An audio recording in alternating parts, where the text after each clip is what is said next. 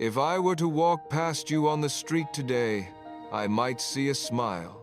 I might see you rushing to work or laughing with a friend, but I would not see the mountain you are carrying on your back. There is a saying in our tradition that everyone you meet is fighting a battle you know nothing about. And I believe the hardest battles are not the ones fought with swords or words, but the ones fought in silence.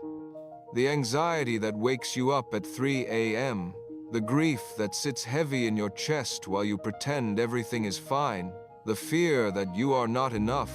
Today, I want to speak to that part of you. The part that is tired, the part that is fighting silently. I want to tell you why you must keep going, and how to find the strength when you feel empty. Let me share a story with you from the monastery. Years ago, a young novice came to the master, weeping. He said, "Master, my mind is a storm. I have doubts, I have anger, and I feel so heavy. Everyone else looks so peaceful, but I am suffering. Should I leave the path?" The master took the novice to the riverbank. He pointed to a large, smooth, beautiful stone in the middle of the rushing water. He asked, "How do you think that stone became so smooth?" The novice replied, "The water polished it over time." The master nodded. "Precisely, but the water did not polish it with a gentle cloth. It polished it with friction. It struck the stone, day after day, year after year. The stone stood its ground in the chaos, and the very thing that struck it, the suffering of the current, is what made it beautiful. My friend, you often think that your silent battles are signs of failure. You think that because you are struggling, you are doing life wrong. But what if the struggle is simply the river? What if the silent battle you are fighting right now is the very friction required to polish your soul into something resilient and beautiful? The pain is real, yes, but it is not a sign to stop. It is the process of becoming. So, how do we push through? When the world demands we be strong, we often think strength means being hard. We think we must build walls around our hearts. But in my time in silence, I have learned that true strength is not rigidity, it is fluidity. When you are fighting a silent battle, do not try to fight the feelings. If you fight the sadness, it grows stronger. If you fight the anxiety, it becomes a monster. Instead, invite it in. Sit with it.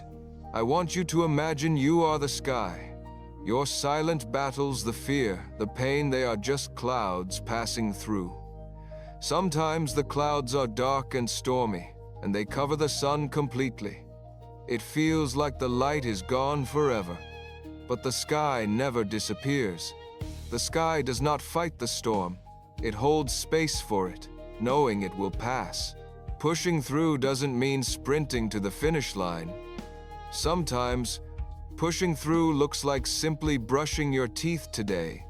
Sometimes, it looks like taking one deep breath when you want to scream. That is not weakness. That is the highest form of courage. Remember this: the lotus flower, the most beautiful symbol of awakening, only grows in the mud. Without the mud, there is no lotus. Your silent battle is your mud. It is dark, it is heavy, and it is uncomfortable. But trust the nature of the seed within you. You are not alone in this. I know it feels like it, because silence is isolating. But millions of us are walking this path with you, carrying our own stones, polishing our own souls. Do not give up on yourself.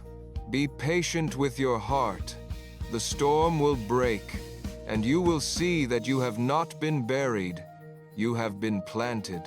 May you find peace in the pause today. May you realize how strong you truly are. If you are carrying a heavy burden, please leave a comment below. Share only what you are comfortable with, or simply leave a lay to let others know they are not alone. Let us build a community of compassion here.